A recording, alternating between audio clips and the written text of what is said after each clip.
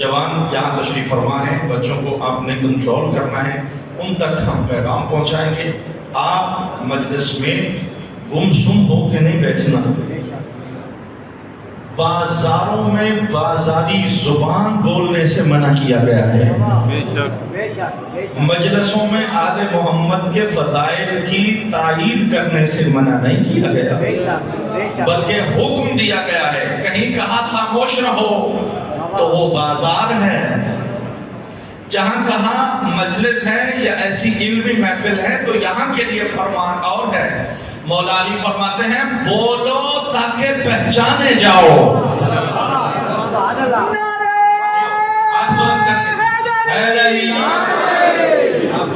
آپ نے صلوات کے اتنے فضائل سنے، ایک فضیلت کا جملہ میں بھی آپ کو سنا دیتا ہوں کہ آپ نے دیکھا بعد از محمد مصطفیٰ انبیاء میں سب سے بڑا درجہ حضرت ابراہیم کا ہے۔ وہ نبی ہیں، نبیوں میں سے چن کے اللہ نے رسول بنائے، رسولوں میں سے منتخب کر کے اولو العزم بنائے۔ ان اولو العزم انبیاء میں بعد از مصطفیٰ سب سے بڑا رتبہ کس کا ہے؟ ابراہیم، کہ جنہیں اللہ نے خلیل اللہ کا مرتبہ عطا کیا۔ سنو گے، معصوم ارشاد فرماتے ہیں کہ اللہ نے ابراہیم کو خلیل بنایا لکثرت صلوات ہی علی محمد و آل محمد، کیونکہ ابراہیم کثرت سے محمد و آل محمد میں درود پڑھا کرتے تھے۔ آواز بلند درود پڑھیے محمد و اہل بیت کو۔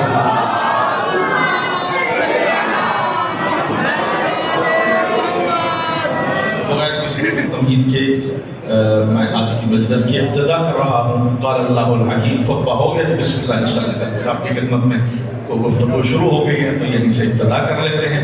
بسم اللہ الرحمن الرحیم، الحمدللہ رب العالمین، والصلاة والسلام علی نبینا و آلہ الطیبین الطاہرین المعصومین، ولعنۃ اللہ علی اعدائہم اجمعین، اما بعد فقال اللہ الحکیم، بسم اللہ الرحمن الرحیم، انما ولیکم اللہ ورسولہ والذین آمنوا الذین یقیمون الصلاة ویؤتون الزکاة وهم راکعون۔ بارے دیگر صلوات پڑھ لیجئے محمد۔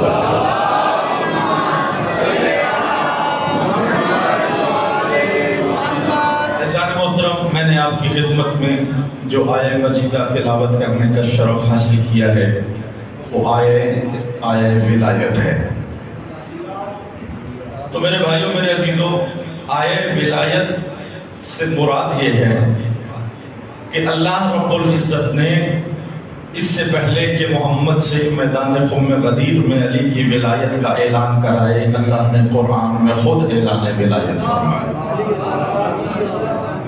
آیہ بچے بچے کو یاد ہے، اور میں اس کے سسپنس کو باقی رکھتے ہوئے میں اس کے پس منظر سے گفتگو کا آغاز کر رہا ہوں۔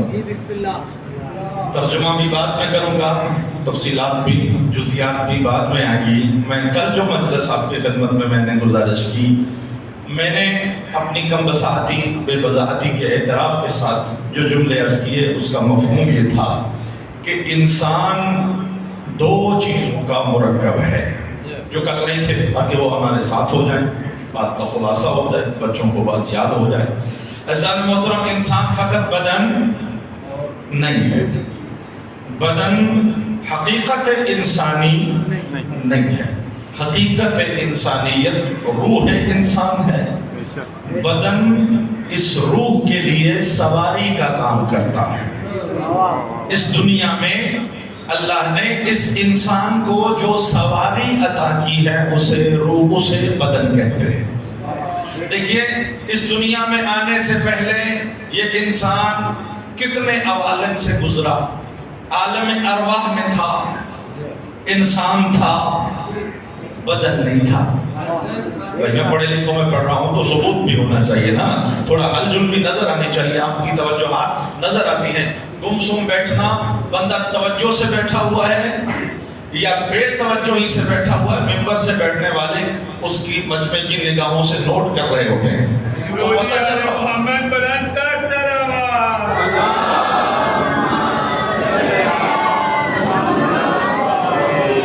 جی حضور، مجھے کوئی شوق نہیں میں بار بار آپ کو توجہ کہوں، یہ میرا تخلص یا میرا وہ تقیہ کلام نہیں ہے کہ میں بار بار کہوں جی توجہ نہیں۔ جب انسان نگاہیں پھیرتا ہے تو ممبر سے پتہ چل جاتا ہے کہ فلاں صاحب اب مجمع میں ظاہراً تو موجود ہیں، بدن تو موجود ہے، انسان غائب ہو گیا ہے۔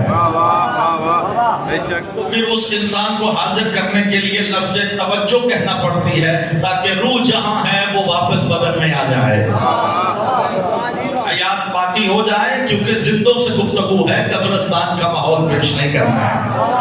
یہ آپ جئیں، آپ کے بچے جئیں۔ میرے قبلہ میں نے عرض کیا کہ انسان عالم ارواح میں بھی انسان تھا، لیکن وہاں بدن انسان تھا نا، بدن عالم اسلاف میں آیا، باپ کے صلب میں انسان تھا، بدن نہیں تھا، ماں کے رحم میں انسان تھا، بدن بعد میں آیا، دنیا میں آیا تو بدن ہے، آخرت میں جائے گا تو بدن قبر میں، بندہ اِنَّ لِلَّهِ بولو وَإِنَّ إِلَيْهِ رَاجِعُونَ، بندہ اللہ کے پاس پہنچ گیا ہے۔ اور فرما رہے میرے بزرگانے، تو جو بات سمجھانا مقصود ہے کہ یہ بدن اللہ نے انسان کو اس دنیا کو گزارنے کے لیے ایک سواری دی ہے جسے بدن کا نام دیا جاتا ہے۔ ایک بڑی توجہ ہے بھائیوں بزرگوں، بسم اللہ سرکار، ایک اور اضافہ ہو گیا ہمارے درمیان میں، ایک اچھا اضافہ، صلوات پڑھیے محمد و اہل بیت۔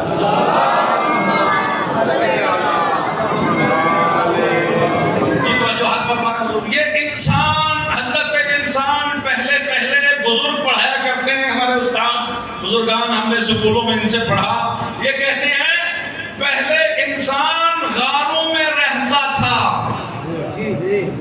کلیاں تنہا، غار کی مخلوق، جیسے شیر رہتے ہیں غاروں میں، انسان بھی غار میں رہتا۔ اچھا جی، غار کو چھوڑ کے جنگل میں آ گیا، پھر جنگل میں رہنا شروع کر دیا، پھر جنگلوں میں انہوں نے کلیاں تنی نہ سکول دیا، کلاساں پڑھی ہیں کہ معاشرتی علوم دوسرا میں پڑھی ہے تو پھر بولو میں پڑھی ہے، میں ٹھیک آکھ رہے ہیں یہ غلط آکھ رہے ہیں، پھر ذرا سر ہلائیں گے تو بچوں کو پتا چلے گا، آپ بولیں گے بچے سمجھیں گے مولانا ٹھیک کہہ رہے ہیں، تو جی تُساں ٹک ٹکی بن لے نہ سمجھنا اور مولوی کی آکھی جاتا ہے، لہذا آپ کا ہلنا جلنا ان بچوں کے لیے تائید بنے گا کہ مولانا ٹھیک کہہ رہے ہیں کہ پہلے غار میں تھا، پھر جنگل میں آ گیا، جنگل میں پہلے تنہا رہتا تھا، پھر قبیلے بنانا شروع کر دیے، اب قبیلوں میں رہنا شروع کر دیا، آہستہ آہستہ وہ قبیلے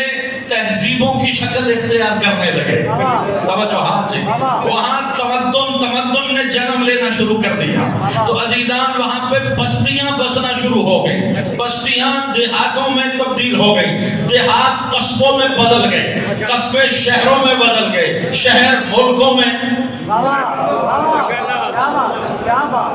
تو آج کل پاکستان میں لوگ رہے، کیوں انسان نے یہ سفر کیا؟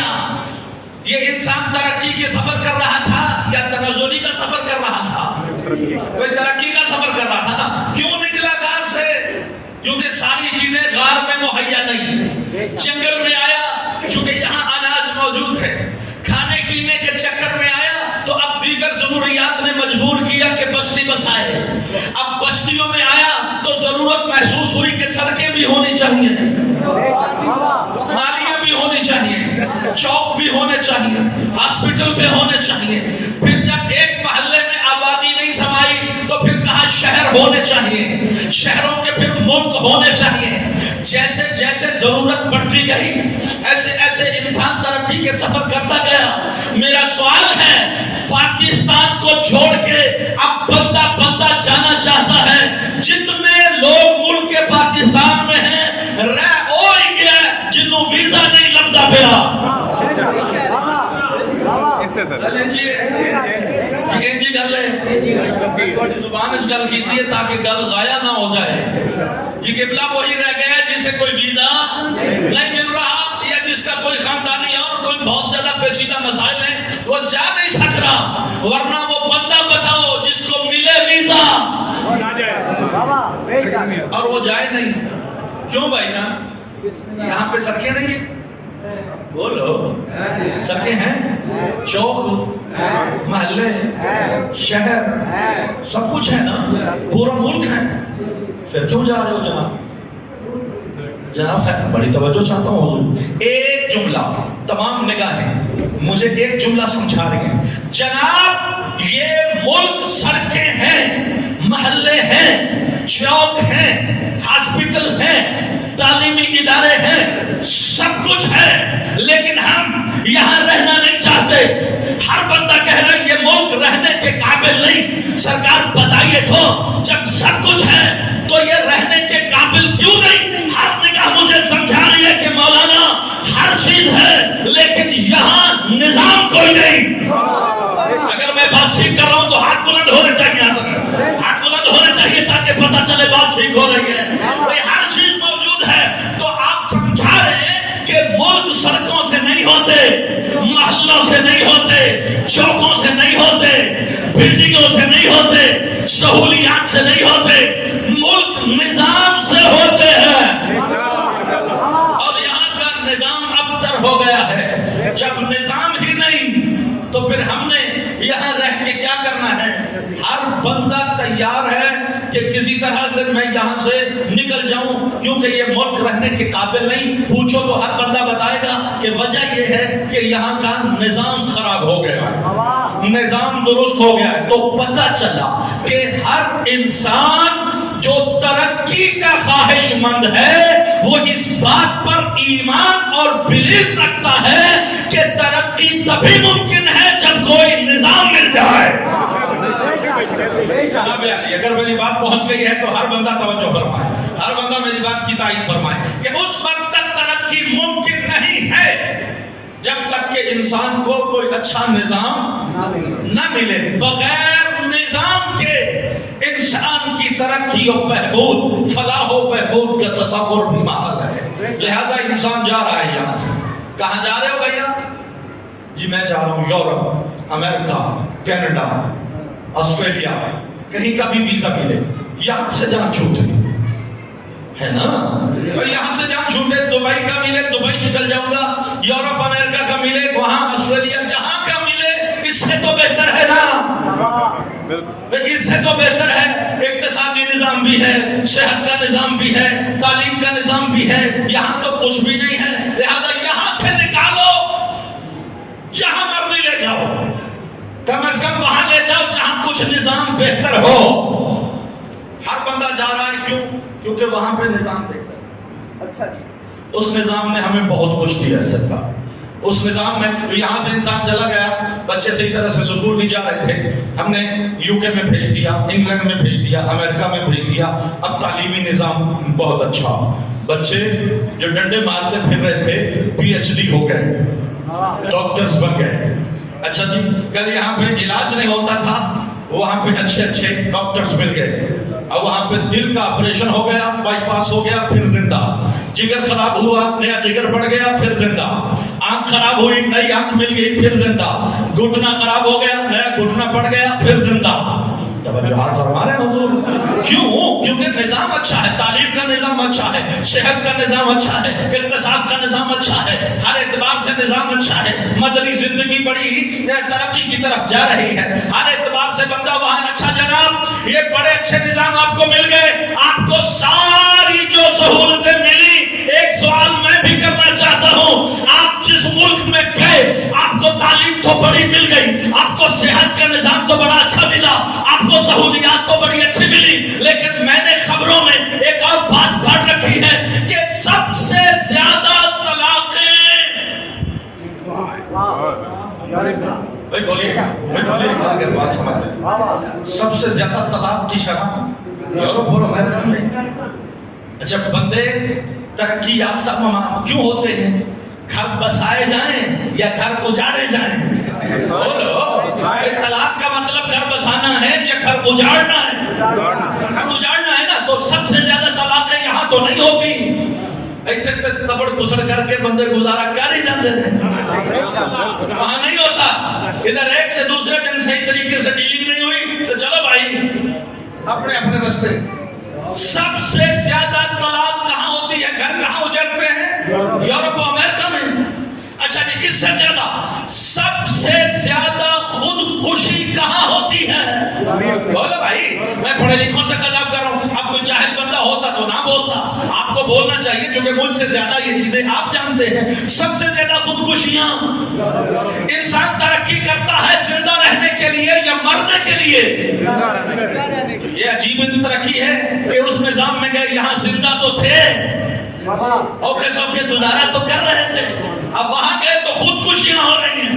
بندہ خودکشی کر رہا ہے, ہر جوان مرنے کی خواہش کر رہا ہے. میرے بھائیو سب سے زیادہ ڈپریشن کی گولیاں وہاں بکتی ہیں. ایسا ہی ہے نا, ایسے بندے نو کہیں نو بیماری نہیں پتا کوئی نہیں یہ بیماری کے لیے. وہ گئے ڈاکٹر نے کہہ دیا جی آپ کو ڈپریشن ہے, دماغ کا مسئلہ ہے. گھر نے پوچھا ڈاکٹر کو گئے سو جی کیا سا انہاں کیا ہے, انہاں کہا تیرا دماغ خراب ہے آپریشن ہونا ہے.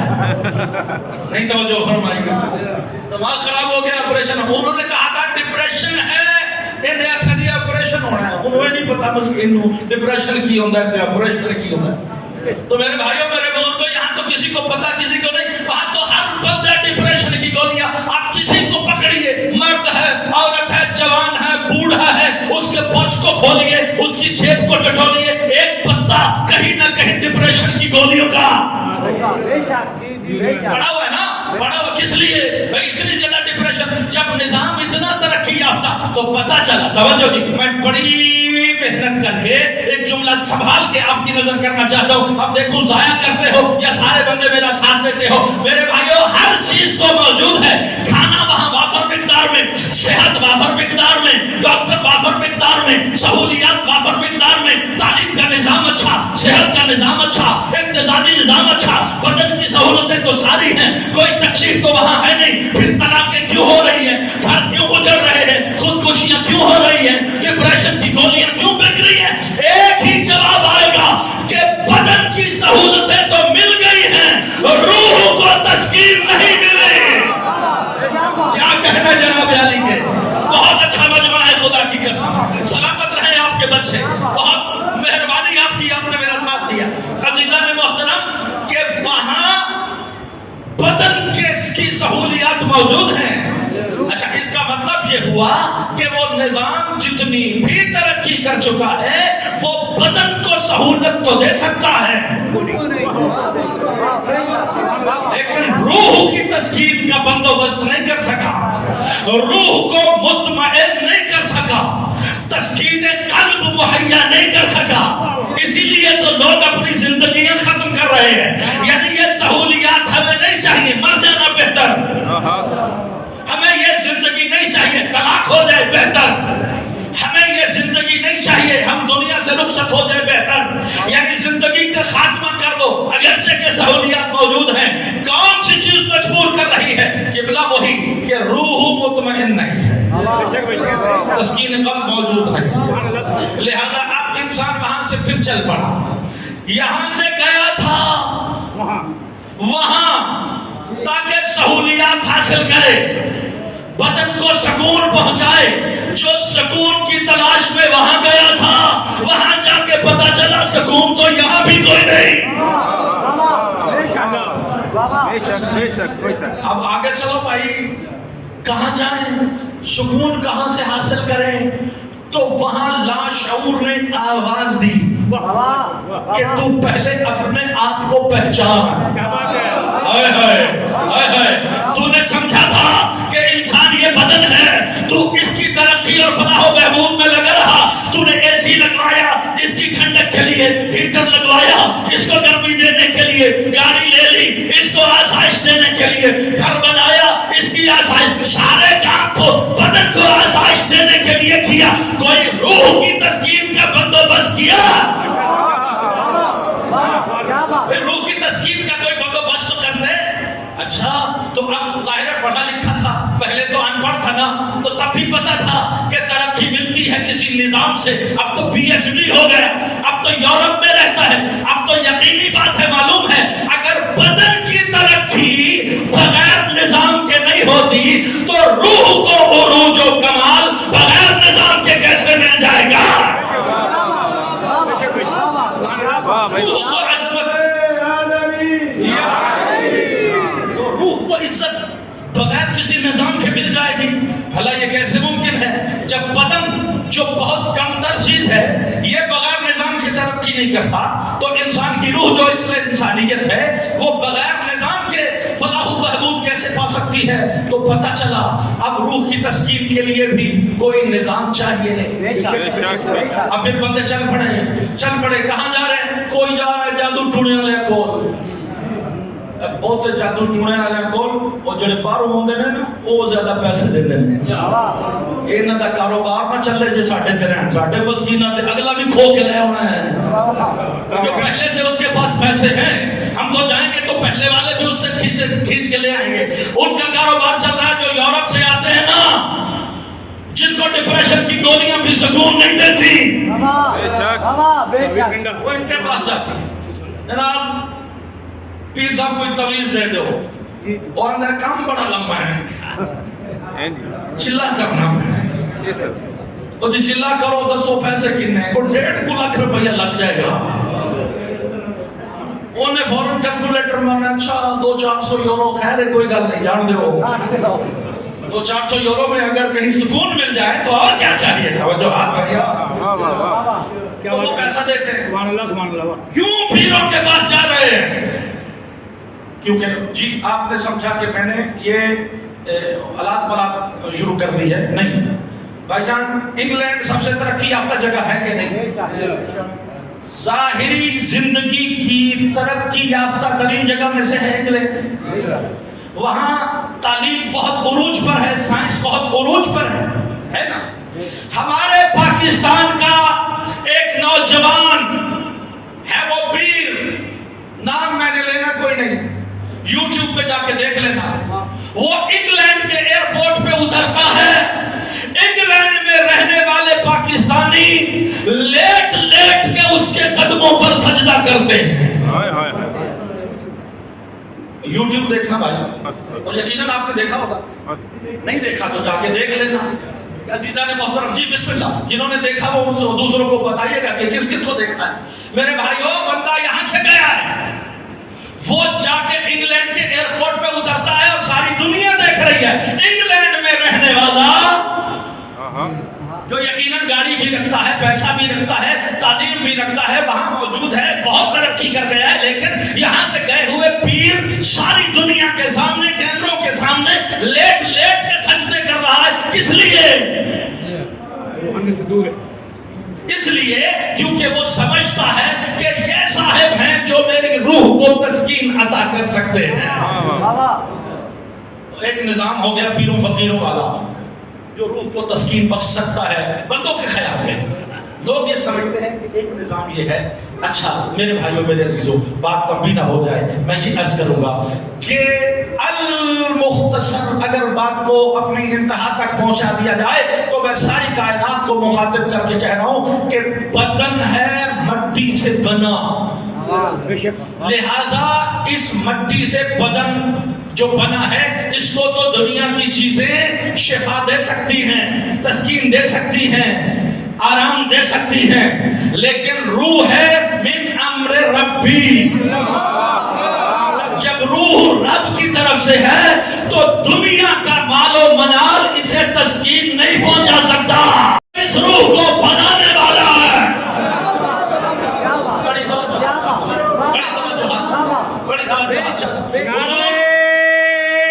تکبیر, نعرہ رسالت, نعرہ حیدری, نعرہ صلوات.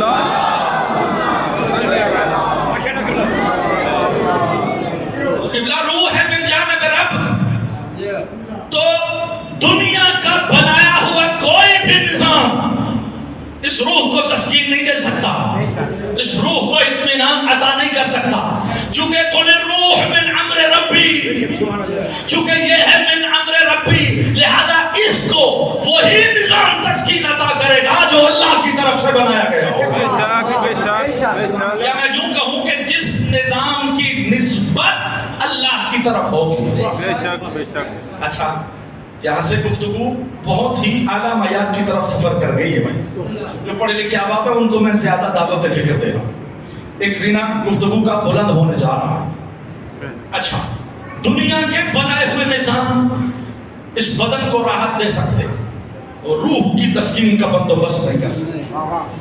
جس نظام کی نسبت اللہ کی طرف ہوگی وہی نظام روح کی تسکین کا ضمانت دار ہے. تو اب جملہ آگے جا رہا ہے.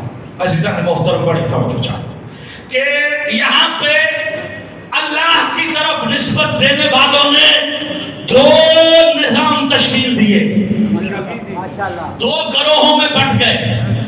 ایک نے کہا یہ نظام ہے جو اللہ کی طرف سے ہے, دوسرے نے کہا یہ نظام ہے جو اللہ کی طرف سے ہے. ہم ہیں روح کو تسکین پہنچانے کے لیے متلاشی. اب ہمیں تو وہ نظام چاہیے جس کی نسبت اللہ کی طرف ہو. اور ہے کہ نہیں جناب؟ اب ہم چل پڑے. ایک گروہ نے کہا ہمارے والا نظام یہ اللہ کی طرف سے ہے, وہاں تک پہنچا سکتا ہے, روح کو تسکین دے سکتا ہے. میں نے پوچھا جناب کون سا نظام؟ انہوں نے کہا جناب ہم اس نظام کا نام ہے نظام خلافت. اچھی بات ہے, ہمیں کوئی اعتراض کی بات نہیں. یہ نظام خلافت کیا ہے؟ وہ کہتے ہیں جناب نظام خلافت کا مطلب یہ ہے کہ بعد از رسول کسی کو رسول کا خلیفہ مانو, جو رسول کی سنت کا ضامن ہو, تو سنت رسول تمہیں اللہ تک پہنچائے گی. کہا جی کون خلیفہ؟ کہا پہلے خلیفہ ہیں حضرت ابو بکر, دوسرے ہیں حضرت عمر, تیسرے ہیں حضرت عثمان, چوتھے ہیں حضرت علی, اور اس کے بعد پھر حضرت معاویہ, پھر حضرت یزید, پھر نہ جانے کوئی ادھر کوئی ادھر کوئی ادھر. بھئی چار تو ہے نہیں. مجبوری یہ ہے کہ صحیح بخاری نبی کا فرمان کوٹ کر رہی ہے. نبی نے یہ نہیں کہا کہ میرے بعد میرے چار خلیفے ہوں گے. اگر تو نبی نے کہا ہوتا کہ اپنی مرضی ہے تو پھر چار تو یہ سب بس کر لیں. لیکن نبی نے کہا میرے بعد ہوں گے 12. چار تو مل گئے جو خلفائے راشدین تھے, اب باقی ہمیں غیر راشدین ملنے ہیں. کوئی یزید دے گھر جا وڑیا, کوئی معاویہ دے گھر جا وڑیا, کوئی انا کوئی پیشا. یہ کہیں کی اینٹ کہیں کا روڑا بھانوتی میں کنبا. بولو اچھا جی. میں نے کہا بھائی جان ٹھیک ہے, یہ بات آپ کی ٹھیک ہے, ہمیں کوئی اعتراض نہیں ہے, چلو ان کو مان لیتے ہیں, ہمیں کوئی اعتراض ہے. دیکھیے شیعہ سنی, میں اکثر کہا کرتا ہوں کہ شیعہ سنی ہم جڑواں بھائی ہیں. بولو ہم بھائی ہیں لیکن ہیں جڑواں. اچھا جڑواں کون ہوتے ہیں؟ ٹوئنس. جو جڑواں ہوتے ہیں ان کے اکثر چیزیں ان کی آپس میں بہت میل کھاتی ہیں. بال ایک جیسے, آنکھوں کا کلر ایک جیسا, چہرہ ایک جیسا, کان ایک جیسے, رنگ ایک جیسا, قد ایک جیسا, اوپر سے مائیں کپڑے بھی ایک جیسے پہنا دیتی ہیں. وہ وہاں ہوتا یہ ہے کہ شرارت ایک کرتا ہے, مار دوسرا کھاتا ہے. ہوتا ہے نا یہ ایسے ٹوئنس میں ہوتا ہے. اچھا جتنی بھی ان کے درمیان مشابہت ہو, اور چاہتا ہوں جی جتنی بھی مماثلت ہو, ہوتے تو دو ہیں نا, ایک تو نہیں ہوتے نا. جتنے بھی وہ آپس میں مماثل ہو جائیں لیکن ہوتے تو دو ہیں, ایک تو نہیں ہوتے. بھائی ہم بھی آپس میں جڑواں ہیں. ہمارا اللہ ایک, قبلہ ایک, کتاب ایک, نبی ایک. بیٹھے ہو تو بولو کتنی چیزیں ہماری آپس میں ملتی ہیں. اگرچہ ہماری بہت سی چیزیں آپس میں ملتی ہوں لیکن ہم ہیں تو دو نا. ہیں تو ہم دو ہیں, ایک نہیں. تو وہ کیا کہتے ہیں؟ وہ یہ کہتے ہیں کہ بعد از مصطفیٰ یہ خلیفہ ہیں حضرت ابو بکر, حضرت عمر, حضرت عثمان, حضرت علی, اور اس کے بعد پھر نہ جانے کون کون. تو یہ خلفاء ہیں. میں نے کہا جناب اگر یہ اللہ, ہمیں تو نظام چاہیے نا جو اللہ کی طرف سے آیا ہو. بیٹھے ہو یا اٹھ گئے ہو؟ جو اللہ کی طرف, روح کو تسکین چاہیے. باقی ترقیاں ہم نے کر لی, اب چاہیے روح کی تسکین. تو کیا یہ اللہ کی طرف سے ہے؟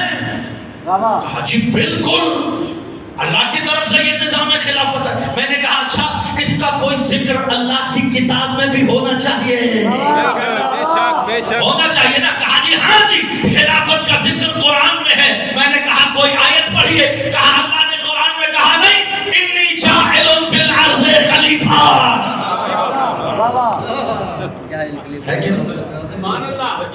جاعل فی الارض خلیفہ کا لفظ قرآن میں آیا ہے، اللہ نے خود ذکر کیا ہے، لہذا خلافت کا نظام اللہ کی طرف سے ہے۔ میں نے کہا نہیں، وہ آدم کی خلافت کا ذکر ہے، وہ آپ کے خلیفہ کی خلافت کا ذکر نہیں ہے۔ اچھا، جس کا میں نے کہا چلیے یوں بھی سمجھ لیجئے کہ اگر انہی کو ماننا ہے اور یہ خلافت قرآن سے ثابت ہے تو پہلے آدم کی خلافت کو مانو۔ کہا جی کیا مطلب آدم کی خلافت کو مانو؟ میں نے کہا جب اللہ نے حکم دیا نا انی جاعل فی الارض خلیفہ، تو اللہ کو عربی بھی آتی تھی، بولیے گا حضور اگر سمجھ میں آئے، اللہ کو عربی آتی ہے نا، اللہ نے قرآن عربی میں نازل کیا ہے۔ اور آپ نماز پڑھا کیجئے، آپ نماز پڑھتے ہیں یقیناً سارے عربی میں پڑھتے ہیں یا پنجابی میں؟ کیوں عربی میں پڑھتے ہیں؟ آپ کی زبان عربی ہے؟ نہیں، پنجابی چ پڑھ لیا کرو۔ نہیں نا، نہیں پنجابی میں ہوتی، قرآن ہی پنجابی میں پڑھ لیں، نہیں ہوتا۔ قرآن پڑھنا ہو، نماز پڑھنا ہو، عربی میں ہوتی ہے نا۔ سیکھنا، چاہے آپ کی زبان عربی ہے یا عربی نہیں، آپ کو عربی سیکھنا ہوگی۔ اور پھر فرمایا اِنَّا أَنزَلْنَا الْقُرْآنَ عَرَبِيًّا، ہم نے قرآن کو عربی میں نازل کیا ہے۔ اچھا، اس کا مطلب یہ ہے کہ عربی کا کوئی مقام ہے نا اس دین میں، عربی زبان کا کوئی تو معیار ہے نا اس دین میں، تو پھر سیکھنا ضروری ہے۔ توجہ فرمائیے، اللہ رب العزت نے قرآن میں جملے کی دو قسمیں ہیں۔ عربی زبان کا ایک جملہ سنیے گا، بڑا لطف آئے گا آپ کو۔ اچھا، جملے کی دو قسمیں ہیں، آپ کی اپنی زبان میں بھی گرامر پڑھانے لگا ہوں، عربی میں بھی ایسا ہی ہے، اردو میں بھی ایسا ہی ہے، یا جملہ اسمیہ ہوتا ہے یا جملہ فعلیہ ہوتا ہے۔ عربی زبان میں جو اسم سے شروع ہو وہ جملہ اسمیہ ہے، جو فعل سے شروع ہو وہ جملہ فعلیہ ہے۔ اور فرمانی اب انی جاعل فی الارض خلیفہ، پوچھئے علماء سے، میرے بھائی عزیزان، مولانا فخر صاحب، حسن صاحب، میرے عزیز تشریف فرما ہے، پوچھئے ان سے کہ انی جاعل فی الارض خلیفہ یہ جملہ اسمیہ ہے یا جملہ فعلیہ ہے؟ تو وہ فرما رہے جملہ اسمیہ ہے۔ تو اب پوچھئے ان سے جملہ اسمیہ اللہ کیوں لایا؟ کیا اللہ کو جملہ فعلیہ نہیں آتا تھا؟ اللہ کو جملہ فعلیہ کا پتہ تھا یا نہیں؟ بھائی اللہ نے اگر جملہ فعلیہ کو چھوڑ کے جملہ اسمیہ کا استعمال کیا تو کوئی تو مقصد ہے نا، بولیے گا، توجہ فرمائیے گا، کوئی تو مقصد ہے نا۔ جو عربی مجھے نہیں پتا اللہ کا کیا مقصد ہے، لیکن میں نے جو گرامر کی کتاب سے سیکھا ہے نا، میں اس کے مطابق عرض کر رہا ہوں۔ علماء ادب فرماتے ہیں، علماء گرامر فرماتے ہیں، اور بھی عربی ادب کے علماء فرماتے ہیں کہ جملہ اسمیہ جہاں استعمال ہو جائے نا، وہاں مضمون جملہ کا استمرار اور دوام مراد ہوتا ہے۔ یہاں اللہ نے جملہ اسمیہ استعمال کر کے خلیفہ کے چناؤ کے اعتبار سے سند کو معین کر دیا ہے۔ خدا نے کہا انی جاعل فی الارض خلیفہ، اللہ کہنا یہ چاہتا ہے اگر آج خلیفہ بنے تو بھی ہم بنائیں گے، اگر بعد میں کہیں بنانا پڑا تو بھی ہم بنائیں گے۔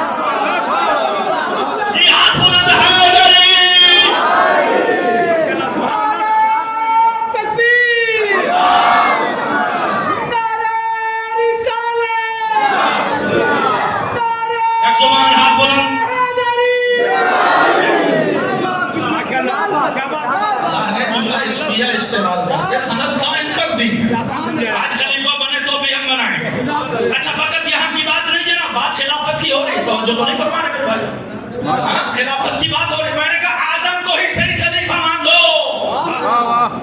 کہا جی کیا مطلب؟ آدم کو صحیح خلیفہ مان لے؟ آدم کو نہیں مانا ہم نے، کہا مانا لیکن صحیح نہیں مانا۔ کہا جی آپ بتائیے۔ میں نے کہا ہم کیوں بتائیں، قرآن بتائے گا۔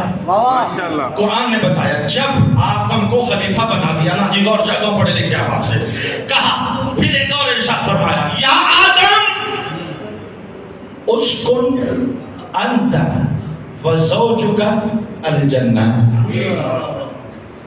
اے آدم آپ ہیں خلیفہ، اور خلیفہ کا سٹیٹس یہ ہے کہ اسے بھی اور اس کے اہل بیت کو بھی، جی میں نے جملہ کہہ دیا آپ نے پی لیا، مولا سلامت رکھے آپ کو بھائی اسکن انت وزوجک الجنہ آپ بھی جنت میں رہو تیری گھر والی بھی جنت میں رہے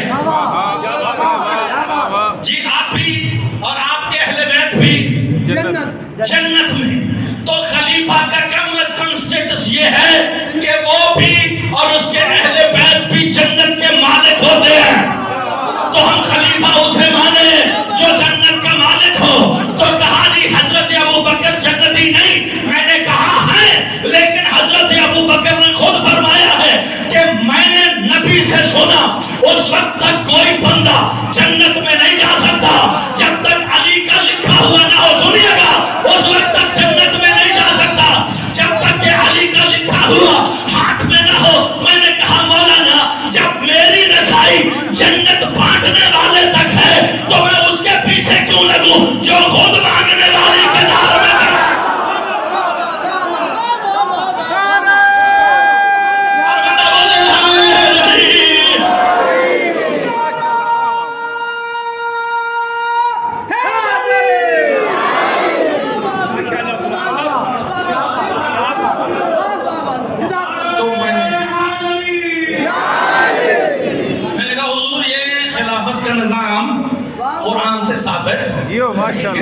آپ مانیے ہمیں اس سے کوئی اعتراض نہیں ہے لیکن کم از کم ہمیں مجبور مت کیجئے کہ آپ ہمیں کہیں گے آپ ان کو مان لیں ان کو مان لیں کیوں مان لیں جب اللہ نے ان کا قرآن میں نظام کے طور پہ تعارف ہی نہیں کروایا تو ہمارے قلب کو یہ نظام تسکین نہیں دے گا ہم تو روح کی تسکین کے پیچھے بھاگ رہے ہیں ہمیں تو قلب کی تسکین چاہیے روح کا اطمینان چاہیے اور خدا کے بغیر کوئی نظام نہیں ہے کہ جو قلب کو تسکین عطا کرے اچھا جی تو پھر بھاگو بھائی خود جاؤ قرآن میں جا کے تو دو کرو اور دیکھو کوئی ہے میں نے کہا بہت دیکھا ہم نے اور الحمدللہ ہمیں وہ نظام مل گیا قرآن سے جسے اللہ نے خود مرتب کیا ہے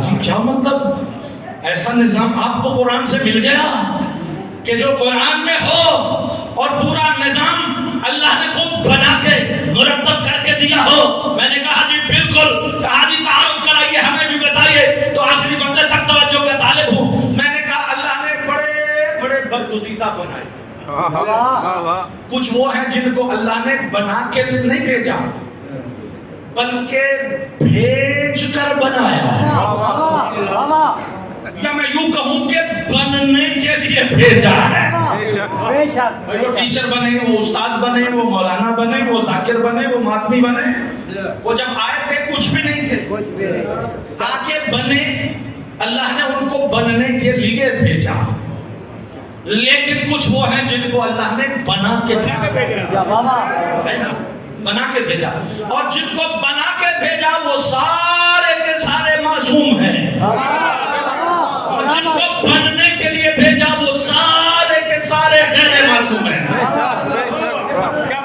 ان کو بننے کے لیے بھیجا وہ سب غیر معصوم جو بنا کے بھیجے گئے وہ سارے معصوم اچھا ان میں اللہ نے انبیاء بھی بنائے رسول بھی بنائے اولو العزم بھی بنائے ابراہیم کو امام بھی بنایا ہے نا یہ سارے رتبے اللہ نے خود بانٹے ہیں نا ہم نے تو نہیں دیے اللہ نے دیے سارے معصوم لیکن کوئی نبی کوئی رسول کوئی اولو العزم ابراہیم امام ہے نا لیکن توجہ چاہتا ہوں اللہ نے قرآن میں یہ رتبے بھی بتائے ہیں اور جن کو یہ رتبے دیے ہیں ان کے نام بھی بتائے ہیں ان کے اسماء گرامی کا ذکر بھی قرآن میں کیا ہے اللہ نے بتایا کہ فلاں فلاں فلاں کو ہم نے نبی بنایا ہے فلاں فلاں کو ہم نے رسول بنایا ہے بھائی حضرت یوسف نبی ہیں اللہ نے قرآن میں تذکرہ کیا ہے حضرت یونس نبی ہیں اللہ نے قرآن میں نام بتایا ہے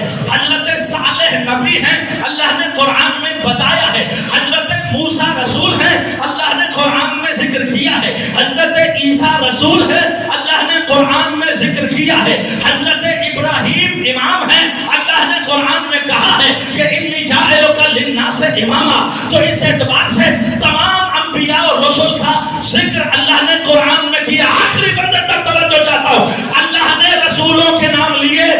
انبیاء کے نام لیے، لیکن یہ نہیں فرمایا یہ نبی ہے میں بھی نبی ہوں، یہ رسول ہے میں بھی رسول ہوں، یہ امام ہے میں بھی امام ہوں۔ ایک مقام ایسا ہے جب بات اللہ نے نیچے سے شروع نہیں کی، اوپر سے شروع کی، فرمایا انما ولیکم اللہ۔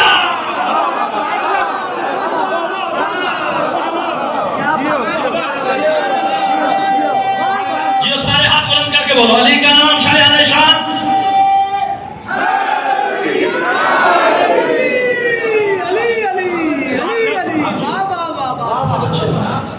بات اللہ نے وہاں سے شروع کی۔ اللہ نے یہ نہیں کہا کہ میں نے اس کو ولی بنایا میں بھی ولی، فرمایا نہیں، انما ولیکم اللہ۔ پہلا ولی تو میں اللہ، کہیں اور فرمایا اللہ هو الولی، اللہ ہی ولی ہے۔ اچھا بڑی توجہ چاہتا ہوں، یہاں ایک اور جملہ بہت قیمتی ہے، بہت ہی خوبصورت آپ نے توجہ فرمائی، اور میں نہیں چاہتا کہ یہاں میں آپ کے حوالے سے کم لطفی کا مظاہرہ کر دوں کہ حضور اللہ نے ارشاد فرمایا انما ولیکم اللہ، اللہ ولیکم اللہ نہیں کہا۔ میں نے عرض کیا عربی زبان کچھ معنی رکھتی ہے، اپنے بچوں کو عربی پڑھائیے، اتنا مدرسے میں بھیجیے، کم از کم وہ عربی تو سیکھ جائیں، ان کو تو محسوس ہو کہ ہم جو قرآن پڑھ رہے ہیں یہ کیا ہے۔ عزیزان محترم، اللہ نے یہ نہیں کہا اللہ ہو ولیکم، اللہ تمہارا ولی ہے، نہیں، فرمایا انما ولیکم اللہ۔ انما کا مطلب یہ ہے کہ یہ ایک باؤنڈری وال ہے، ایک حصار ہے، اور حکم یہ ہے کہ جو اس حصار میں ہے وہ ولی ہے، جو باہر ہے وہ ولی کوئی نہیں۔ جو اس کے اندر ہے بس وہی ولی ہے، جو اس کے باہر ہے وہ ولی نہیں۔ اب انما کہہ کے اللہ نے تین چیزوں کا ذکر کیا ہے، انما ولیکم اللہ، اللہ تمہارا ولی ہے۔ نمبر دو ورسولہ، اور وہ رسول، رسول سے مراد محمد مصطفیٰ، محمد مصطفیٰ، صلوات سارے پڑھیے اس کا۔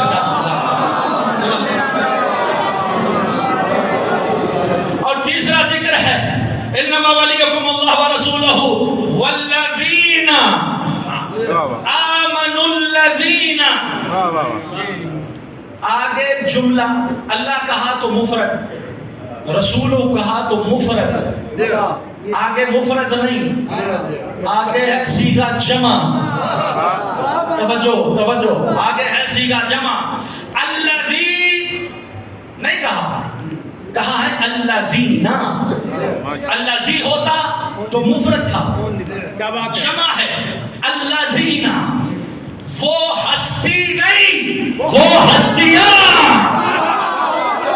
اجرکم علی اللہ، کیا کہنے جناب سنبھالتا ہوں، وہ ہستی نہیں سرکار، وہ ہستیاں تمہاری ولی ہے۔ کون وہ ہستیاں تمہاری ولی ہے؟ الذین یقیمون، آمنوا الذین یقیمون الصلاۃ ویؤتون الزکاۃ وہم راکعون، کہ جو ہستیاں ایمان کے اس درجے پہ فائز ہیں جہاں نمازوں اور عبادتوں کو جمع کر دیا جاتا ہے، ایمان کی اس منزل پہ فائز ہے جہاں عبادتوں کو جمع کر دیا جاتا ہے۔ تو حضور یہاں سے ایک مطلب سمجھ میں آیا، اور آج کی تقریر یہیں پہ اپنی اختتامی مراحل کو پہنچی، اور میں مسائل کا جملہ کہہ کے آج کی زحمت تمام کیے دیتا ہوں۔ عزیزان محترم، اللہ نے یہاں پہ ارشاد فرمایا کہ یاد رکھو، یہاں ایک مطلب جو آج کی مجلس کا ما حاصل ہے وہ یہ میں جوانوں کے عرض کر رہا ہوں کہ حضور علی علی کرنا ہماری پہچان ہے، علی علی کرنا ہمارا مقصد زندگی ہے، ہمارا نصب العین حیات ہے۔ علی علی کیے بغیر ہم زندہ نہیں رہ سکتے بھائی، ہماری سانسوں کا نام ہے علی، ہمارے خون کی گردش کا نام ہے علی۔ ہماری اس پوری حیات کا مقصد ہے علی. ہمارا اٹھنا بھی علی ہے, ہمارا بیٹھنا بھی علی ہے, ہمارا اوڑھنا بھی علی ہے, ہمارا بچھونا بھی علی ہے, ہماری مقصد حیات بھی علی ہے, ہمارا درہ امتیاز بھی علی ہے, ہماری پہچان بھی علی ہے, ہماری ماں کے کردار کی پہچان بھی علی ہے. یہ ہر بندہ سلامت رہے. ہم سب علی علی کرنے والے ہیں. علی کے بغیر ہماری زندگی نہیں, اور اگر علی علی نہ ہوتا.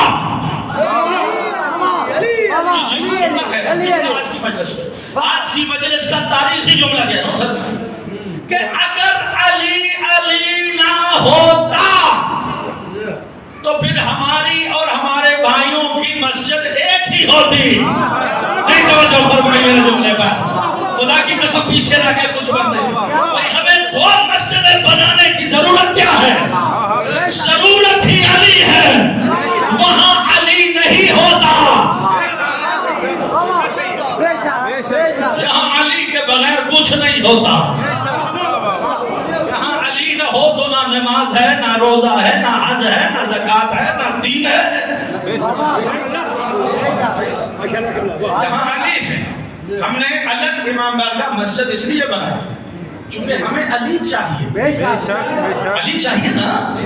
لیکن آج کی مجلس کا محضر جملہ یہ ہے کہ عزیزان محترم, آج کی مجلس میں ایک بات ہم نے طے کر لی کہ علی علی کرنا ختم قرآن کا ثواب ہے, جنت میں لے جاتا ہے, ہمارے دل کو تسکین دیتا ہے.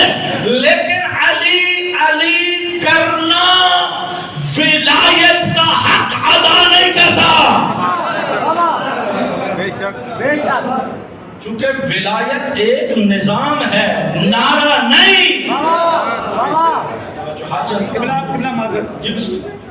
فقط زبان سے نظام جہاں بدلے گا. فقط زبان سے نظام جہاں بدلے گا. علی کو دل سے پکارو تو انقلاب آئے. علی کو دل سے پکارو. سبحان اللہ, سبحان محترم, بہت خوبصورت جملہ. علی کو دل سے پکارو, یعنی مطلب یہ ہے کہ علی فقط نعرہ نہیں, علی فقط زبانی لنترانی کا نام نہیں. علی ایک نظام ہے, ولایت ایک نظام ہے. اور انشاءاللہ کل کی مجلس میں یہ بات عرض کی جائے گی کہ یہ نظام کس طرح سے اپنی کارگزاری کر رہا ہے, کس طرح سے یہ فعال ہے. آج کی مجلس میں بس اتنا ہی کافی کہ ہم سب آئے ہیں حسین کو رونے کی, اور مادر حسین کا رومال منتظر ہے کہ کوئی تو ہو جو اپنی آنکھوں کے پاکیزہ آنسو دے دے. شاید کوئی آنسو میرے حسین کے زخموں کا مرہم بن جائے.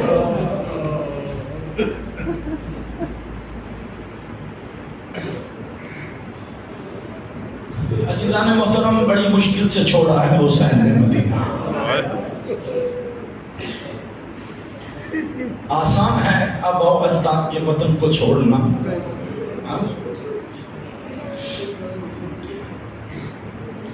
سرکار کا فرمان ہے, سرکار دو عالم فرماتے ہیں حب الوطن من الایمان. وطن کی محبت ایمان کا حصہ ہے. آپ کے بہت سے عزیز رشتہ دار باہر ملکوں میں رہتے ہیں, اور آپ کے علاقے کی یہ ثقافت بن چکی ہے کہ ہمارا کوئی عزیز باہر, خدا نہ کرے کوئی فوت ہو جائے تو کوشش یہ ہوتی ہے کہ میت پاکستان لے کے جائے. زندگی میں ہم جدا رہے لیکن مر کے تو اپنے کی قبروں سے جدا نہ رہے. لہٰذا ہماری وصیتیں ہوتی ہیں, خواہشیں ہوتی ہیں کہ قبر کم از کم وہاں بنے جہاں ہمارے بزرگوں کی خبر ہے. ایسا ہے, ہر بندے کو وطن پیارا ہے, فقط ہر بندے کو پیارا نہیں. نبی پاک ہجرت کر کے مکہ سے مدینہ آئے, کتنا استقبال ہوا, لوگوں نے کتنی عزت کی, کتنا پیار دیا لوگوں نے حسین ابن علی کے نانا کو. مکہ سے جب یثرب آئے تو یثرب کا نام تبدیل کر دیا, مدینہ النبی رکھ دیا. سلطنت بنائی، سلطنت کا بادشاہ محمد کو بنا دیا. بادشاہی کے تخت پہ بیٹھ کر محمد کو جب کوئی مکے سے آیا ہوا بندہ ملتا نا تو تاریخیں بتاتی ہیں شوق سے پوچھتے، ہر چیز کا پوچھتے. کہا ایک روایت میں موجود ہے کہ مکہ کی ایک گلی کی نکڑ پر ایک بیری کا درخت تھا. ایک بندہ مکے کا مل گیا، اس سے پوچھتے ہیں وہ جو نکڑ میں ایک درخت تھا بیری کا، کیا وہ ہے یا لوگوں نے کاٹ دیا ہے؟ یعنی مصطفیٰ یہ بتانا چاہتے ہیں کہ محبت وطن کس طرح انسان کے دل میں بسی ہوتی ہے. اے مسلمانوں بتاؤ، ہر کسی کو اپنے آباء و اجداد کی قبروں سے پیار ہے، کیا حسین کو اپنے نانا کی قبر سے پیار نہیں؟ یہ رونا انسان میں احساس سے ہوتا ہے. جب دل پہ چوٹ لگتی ہے نا پھر انسان کی آنکھیں برستی ہیں. اور میں چاہتا ہوں کہ احساس کا آنسو نکلے اور ہر انسان کی آنکھ برسے. ایک اور جملہ میں عرض کرتا ہوں عزیزان، فقط حسین کو اپنے نانا سے بہت پیار تھا نہیں، تاریخیں کہتی ہیں جو صاحب قبر تھا نا، اجرکم علی اللہ، اجرکم، بس پہنچ گیا. اتنی دیر لگتی ہے آنکھیں برسنے میں. ہر آنکھ برس گئی، بات مجلس کی مکمل ہو گئی. عزیزان فقط حسین کو صاحب قبر سے پیار نہیں، جو اس قبر میں رسول ہے نا وہ حسین کے بغیر ایک پل نہیں رہتے تھے. ایک پل بھی حسین کے بغیر نہیں رہتے تھے. آپ کو پتا ہے نا بھئی، آپ کے یہاں اگر کسی کو پوری زندگی اولاد نہ ہو، بڑھاپے میں اولاد ملے تو اس اولاد کا کیا مقام ہے؟ تھوڑی سی مجھے توجہ دینا. میں خدا کی قسم مصیبت کا ایک جملہ آپ کے عرض کرنا چاہتا ہوں. بھئی اگر کسی کو اولاد نہ ملے اور آخر عمر میں اولاد ملے کتنی پیاری ہوتی ہے. اگر کسی کے چند بچے فوت ہو جائیں اور ان کے بعد کوئی ایک بچہ ملے تو اس بچے کی کیا اہمیت ہوتی ہے. حضور سرور کائنات محمد مصطفیٰ کے 3 بیٹے فوت ہو چکے، 3 بیٹے دنیا سے جا چکے. آخری عمر میں ایک بیٹا ملا جس کا نام ہے ابراہیم علیہ السلام. اور تاریخ کربلا بتاتی ہے کہ رسول اللہ اپنے گھر میں موجود ہیں. ایک زانو پر امام حسین، ایک زانو پر حضرت ابراہیم. حسین ہے علی کا بیٹا، ابراہیم ہے نبی کا بیٹا. دونوں ہم سن ہیں، دونوں کو پیار کر رہے ہیں. کبھی حسین کا منہ چومتے ہیں، کبھی ابراہیم کا منہ چومتے ہیں. اتنے میں آواز قدرت آئی، جبریل جلدی جا میرے محبوب سے کہے ان دونوں میں سے ایک رکھ لو. اجرکم علی اللہ، اجرکم علی اللہ. جیو بھائی، تمہارے بچوں کے زندگی سلامت رہے. ایک رکھ لو، ایک دے دو. بھائی 3 بچوں کے بعد ایک بیٹا ملا تھا آخری عمر میں. وہ جو علی کا بیٹا ہے، اگر اس کو قربان کرتے، علی کے 2 بیٹے تھے نا، اگر حسین کو قربان کر دیتے تو ایک علی کے پاس رہ جاتا، ایک نبی کے پاس رہ جاتا. یہ حق بنتا تھا نا. لیکن خدا کی قسم حسین کا منہ چوم کے اور روتے ہوئے اپنے بیٹے سے منہ موڑ لیا اور جبریل سے کہا میرا بیٹا لے جا، میں حسین کے بغیر نہیں رہ سکتا.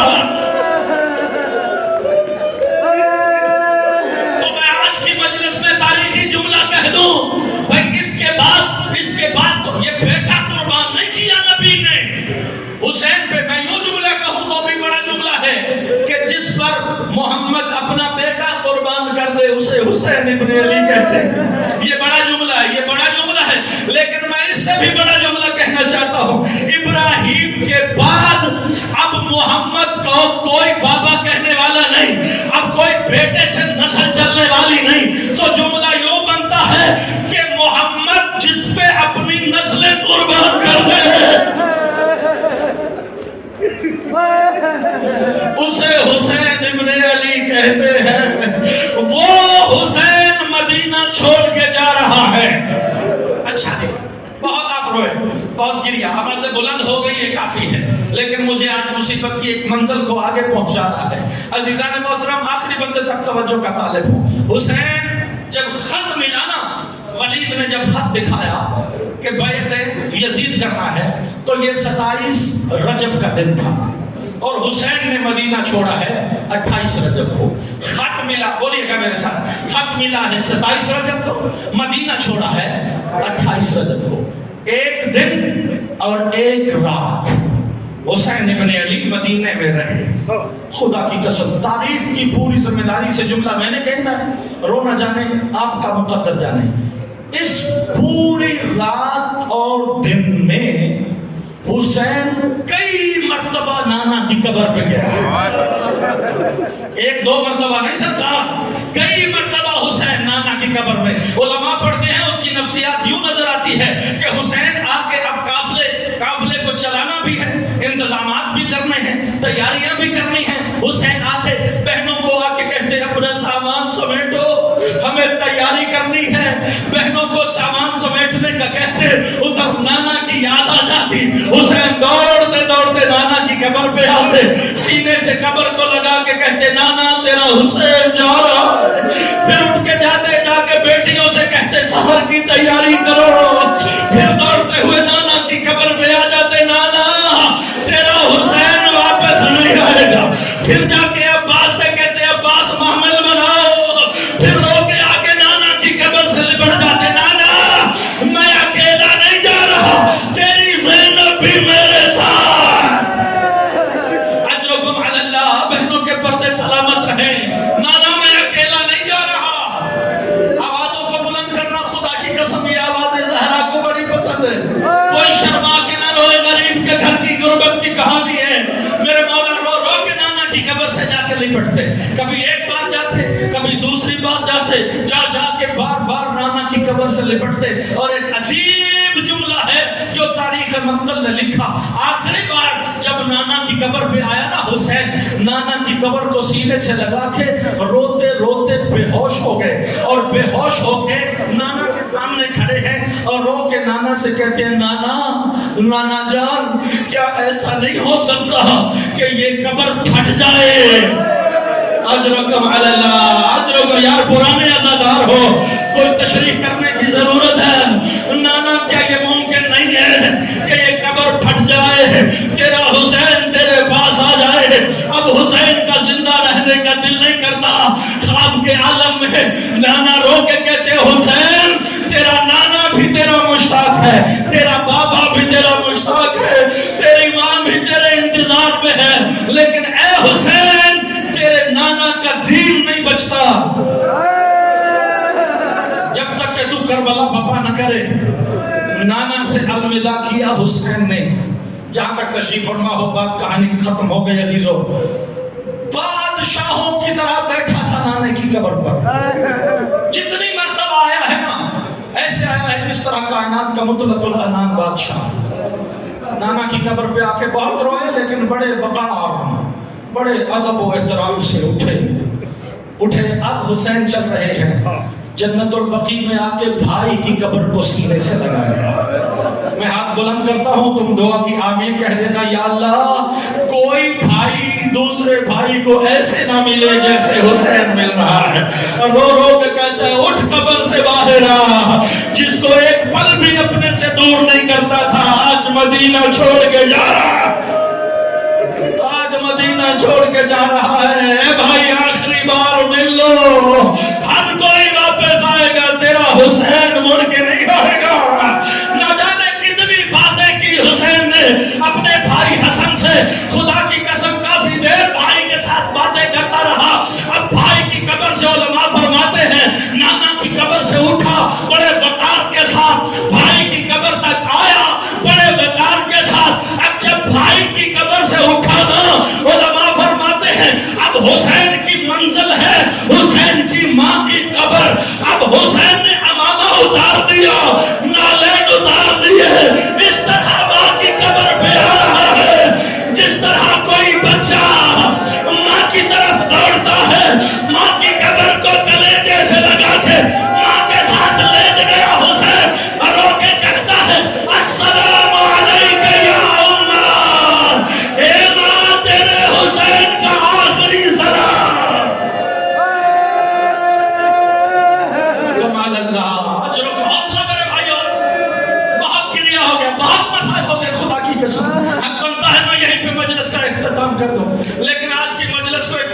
مقصود پہ پہنچانا مقصود ہے. چونکہ یہ تسلسل کے واقعات ہیں تاکہ بچوں کو تاریخ کربلا یاد ہو جائے. حوصلہ کرنا, ایک لمحے کا حوصلہ کر لو, سانس لے لو. میں ایک جملہ اور تاکہ تمہاری صدائیں یہاں سے جنت البقیع چلی جائیں. اور حق بنتا ہے کہ اب جو جملے کہنے جا رہا ہوں, خدا کی قسم حق یہ بنتا ہے کہ اپنی آواز کو اتنا آزاد کر کہ جنت البقیع کی ٹوٹی ہوئی قبروں میں لیٹی ہوئی محمد کی بیٹی تمہاری آواز کو سن کے تمہیں دعا دے جائے.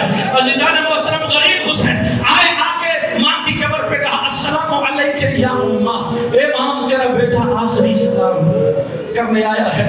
آپ نے سن لیا, آپ نے حوصلہ کیا. میں جملہ کہوں, میں سید بھی ہوں, تمہارا مہمان بھی ہوں.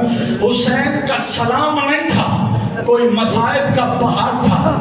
آپ نے سن لیا, برداشت کر لیا.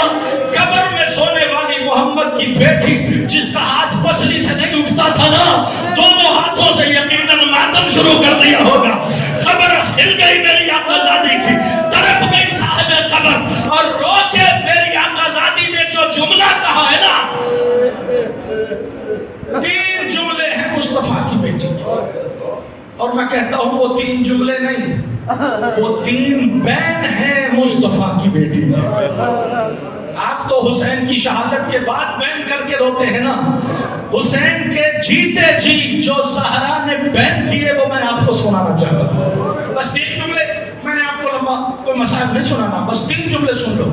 حسین نے کہا السلام علیکہ یا اماں, اے ماں میرا آخری سلام ہو. اماں تیرا حسین آخری سلام کرنے آیا. تڑپ گئی قبر میں صاحب قبر اور رو کے ایک جملہ کہا وعلیک السلام یا غریب الام. جزاک اللہ, جزاک اللہ, جزاک اللہ. اے ماں کے غریب بیٹے میرا بھی سلام ہو. آپ نے آواز کو بلند کیا لیکن ہر بندے کی آواز بلند نہیں ہوئی. عربی زبان میں, میں نے کہا عربی زبان میں غریب اسے نہیں کہتے جس کے پیسے ختم ہو جائیں, اسے غریب کہتے ہیں جو بے وطن ہو جائے. تو زہرا کہہ رہی ہے وعلیک السلام یا غریب الام, اور ماں کے اللہ راسی بیٹے, اور ماں کے پردیسی بیٹے, اور ماں کے غریب بیٹے, میرا بھی سلام ہو. اجروں کا بلند ایک بین یہ میں نے آپ کی خدمت میں پیش کیا, اور دوسرا بین ہے جو میری آقا زادی نے کیا. ایک بین کیا علیہ السلام یا غریب الام, اور دوسرا بین کیا ہے وعلیک السلام یا عطشان الام, اور ماں کے پیاسے بیٹے زہرا کا بھی سلام ہو. آپ کی آوازیں بلند ہیں, میرے کروڑوں سلام, لیکن کوئی کیا جانے حسین کی پیاس کو. جب حسین کا زلجنا حسین کی اس شہادت کی خبر کو لے کے خیموں کی طرف گیا ہے نا, ہر بی بی لوٹ کے آئی ہے. آ کے خیمے کے اندر جب زلجنا آیا, ہر بی بی تڑپ کے آئی, زلجنا کو سینے سے لگا لیا. کوئی کہتی ہے واہ محمدہ, کوئی کہتی ہے واہ علیہ, کوئی کہتی ہے واہ حسینہ, کوئی کہتی ہے واہ غربتہ. لیکن حسین کی 4 سال کی بیٹی گھوڑے کے شموں سے لپٹ گئی اور رو کے یہ بین کیا یا جوانا ابھی سوکیا ابھی انقوتل عطشانا.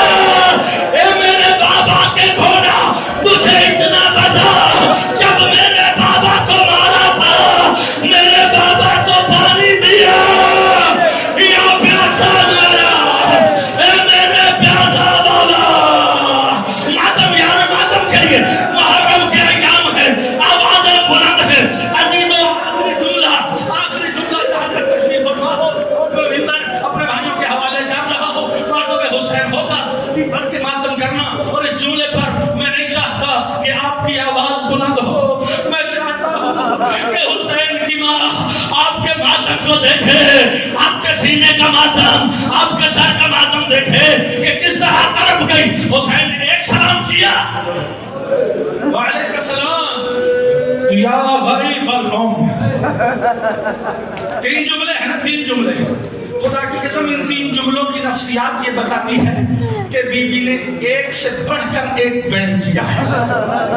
بی بی کو درد زیادہ ہے، غربت کا بڑا درد ہے، پردیسی بے وطن ہونے کا بڑا درد ہے، لیکن پیاس کا درد زیادہ ہے. پہلا درد، اس سے بڑھ کے دوسرا، اس سے بڑھ کر تیسرا بیان. اور تیسرا بیان سنو گے ہر بندہ ماتم کرے گا.